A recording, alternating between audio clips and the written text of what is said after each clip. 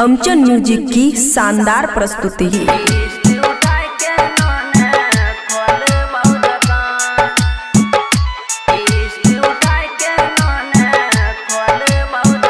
खुशी recording studio बलुआहा। गाँव में जगारी नहीं करबो हम गे मौगी गे, सुन ले मौगी गे। गाँव में जगारी नहीं करबो हम, काटबो नहीं धान। किस्ते उठाए के नाने खोलबो दुकान, किस्ते उठाए के नाने खोलबो दुकान। तू जय बीते धान कटैल जो नेगे जो मौगिया, तू जय बीते धान कटैल हम चले बहु दुकान।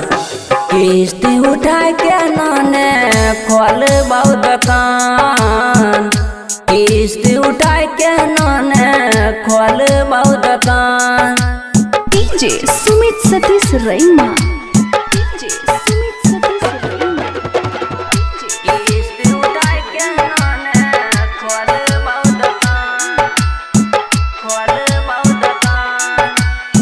खुशी रिकॉर्डिंग स्टूडियो बलुआहा।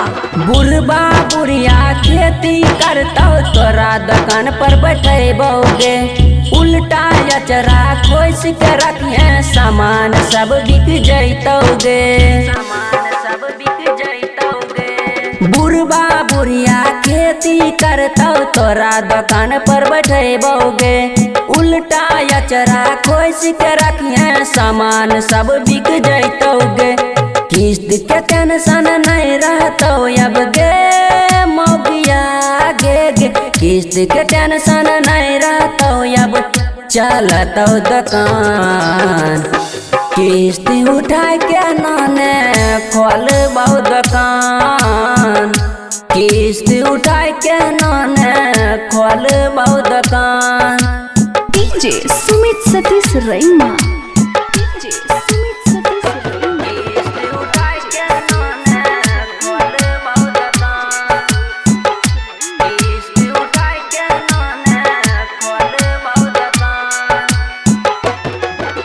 दूसरा संग में दारू पी के जिंदगी अपन बुरैलिए गे, बीच बीच में खैनी खाए के काम हम अपन चलिए गे।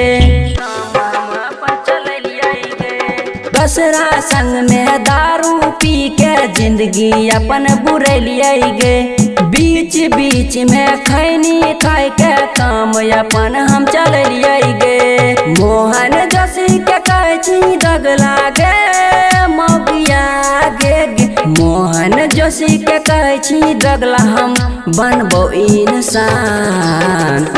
किस्त उठाए के नाने खोल बहु दुकान, किस्त उठाए के नाने खोल बहु दुकान। खुशी रिकॉर्डिंग स्टूडियो बलुआहा।